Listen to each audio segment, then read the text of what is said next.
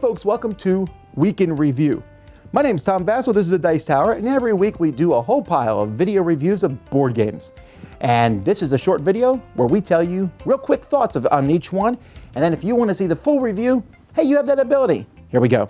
Hey folks, welcome back to another Week in Review, and I was able to get 5 videos for you done. First of all, I was able to do another episode of Throat Punch Lunch, episode 9, The End is Nigh. That title is explained in the first minute or so of the video, so go ahead and check that out. It's a great episode, a lot of great contributors, a couple of new ones that really knocked it out of the park, did a very good job there.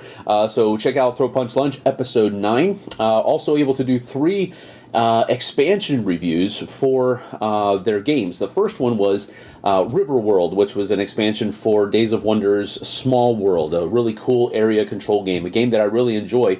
And this expansion really enhanced that enjoyment a lot. I really enjoyed it. The second expansion I was able to do was one for Celestia. It was called A Little Help. Now, Celestia is a little push your luck game where each of you take a turn being the captain of an airship. And you roll these dice to see if you're going to be able to make it from one city to the next. And you have to have some matching colors to what comes up on the faces of the dice so that you can go from one city to the next. Heretofore, the passengers have not been able to help the captain, but now they are if they have the right cards in their hands. So really neat expansion. Go check that out. I was also able to do an expansion for Star Realm, an expansion review for Star Realms. Star Realms United has come out with a 4-pack expansion. It has the Assault, Command, Missions, and Hero packs, and they all kind of do a little bit different thing. The missions basically give you another way to win the game rather than just knocking out your opponent. The heroes give you special guys that you can hire for your forces that will give you a special ability when you hire them. The Command and Assault decks are basically cards that combine different factions and give a little bit more flexibility to your deck. So it's really cool, all the things that they did there. Go check those out. And then I was able to do Goths Save the Queen, a new game from Sit Down. The Ostrogoths and the Visigoths are trying to both save the same queen because one side, that is their queen, and the other side that's his daughter that he married to provide a union, so to speak. So it's really neat, secret communication game, a silent communication game between each side. 4 players can play it. One is a king, one is a war chief, and the king has to play a card face down. The war chief has to try to deduce what card he played, what action the king wants to take out. So it's a really neat little game, goofy theme, but a great little mechanic that's in there. I had a lot of fun with it. That's Goths Save the Queen. Go check that out. And hey, we'll see you guys on the flip side. Hey everybody, Z Garcia here. Last week I reviewed 4 things. Let's take a look at them. I reviewed Mad Science Foundation, a game in which you're all mad scientists, of course, and you are building the best creations trying to get the most infamy. The game has an I split you choose mechanism that it utilizes very well, but it utilizes a lot. That is pretty much the entirety of the game. So if you like that mechanism, I think you're going to dig the game. If you just find that okay or don't like it, you want to stay away from that one. I like that. I thought it was cool. Dice Stars is another one I reviewed, and this one is one of those games in which you roll some dice and mark some things off in your own sheet of paper. It does that pretty well. It's clever, it's well done, it's simple, it's light, but I think it's going to go over well with people who are okay with that style of game, that old Yahtzee sort of gameplay, with a little more interaction in this one. I also reviewed Eternity, which is a trick-taking game.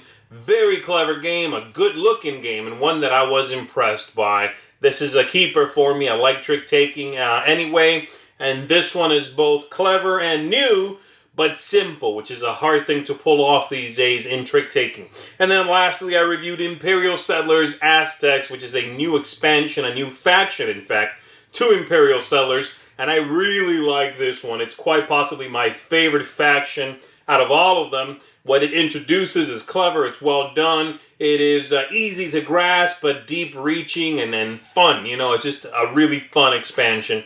So 2 thumbs way up for that one. And that's it for me. I will see you next time.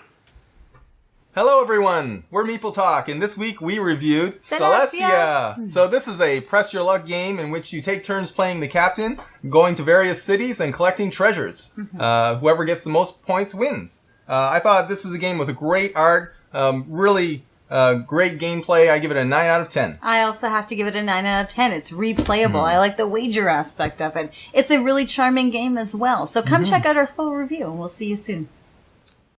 Well, for me, we'll start out with Scuba. Scuba's a game about scuba diving, which is pretty neat, beautiful looking game about going down and finding tiles of fish and getting points and then coming back to the surface. And it's pretty to look at, but ultimately too random. Go find a lot of big point fish if you're lucky, and there's a little fiddly too moving discs and cubes around.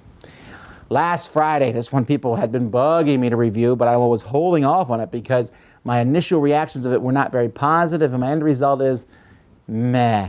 It's a game in which one person is Friday, or Jason, and Friday the 13th, chasing people around a camp, and the board is gorgeous, but it's very scripted. It's just not that interesting when it comes down to it. It's a really cool theme, but the game itself is just kind of Tera is a 2-player abstract strategy game in which you are building like little ring forts and connecting them together to make little rings.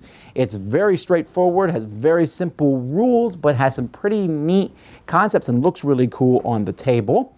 Hop. Now this game would probably get a 9 if I just judge it on components because it's beautiful. It's gorgeous. It's expensive and big but the game inside is just a really simple kids game where you're throwing a ring around someone else's finger. Very simple game, and I love how well it looks, but I think a lot of people don't want to pay that much for that little game. Then we have Tower Collapse. This is another Jenga style game where you have little columns and you're building a tower and then pulling those columns out, putting them on the top. Very simple, nothing new here, but it's a good setup and it works as a dexterity game. This is from Reiner Knizia, a children's co-op game in which you roll dice, maybe push your luck a little bit, place these dice, and putting things on food on the board. It's actually pretty puzzly and pretty difficult, even for kids. It's not quite an adult cooperative game, but it certainly heads that because it can be kind of heady in trying to decide where you put the different food markers. Very interesting. Not Alone.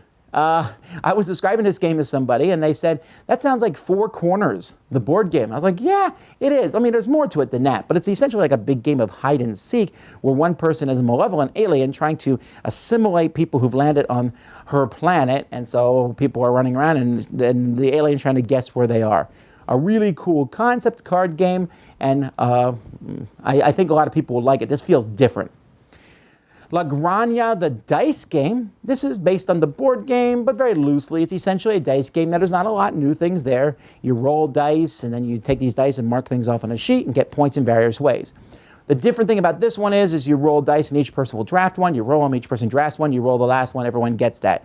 There's some similarities to the board game in that aspect, but it works really well. This is a nice, solid dice-chucking game. Mystic Vale, Vale of Magic. Terrible name for an expansion. But it's maybe fitting because while I love Mystic Vale, this expansion adds more stuff, but it's just some more stuff and very indistinguishable from the original game. It adds more variety for sure, but I couldn't even tell the expansion cards from the old ones because they do very similar things. But more cards is good for that game. Grand Prix, this is based on the Thunder Alley system by the same designers and publisher. Unfortunately, Thunder Alley, I really rate highly. This one I rate good, I like it, but this has neutral cards, which I'm not so keen on, and you only have 2 cards. Well, I prefer to have a group of 5, but still, it has cool pit stops, it has some neat racing mechanisms, some drafting and stuff, and I think a lot of people will like it. Fabled Fruit, this is a new game system. It's a very simple game. Essentially, you're going to different spots, grabbing fruit cards, using those cards to then fulfill orders. So it's set collection and then buying potions. But each spot you go to gives you different abilities, and these spots are going to change over the course of the game. When you're done with the game, that end state of a game becomes the beginning state of the next game, and you keep going until you've gone through all 59 cards, which is like 15 games or 20 games or whatever. So it's kind of like a legacy style game, but not quite. The game itself, though, is very simple. I think a lot of people will like it just for its simplicity. And Capital, my favorite game of the week. Capital is a game in which players are drafting tiles to rebuild Warsaw. Really like this one a lot. You are placing these tiles in different spots, and how you place them in your city is going to get you points. It has some neat complexities, but at the same time, very simple and very easy to play. If you like city building and or drafting, I think you will really enjoy this game. So that's it from us for Week in Review. We also did some other stuff last week. We put up a top 10 list, the People's Choice top 100 games of all time. We started going through those, and there's more stuff coming this week. Anyway, thanks so much for watching. Until next time, I'm Tom Vassell. This has been Week in Review on the Dice Tower.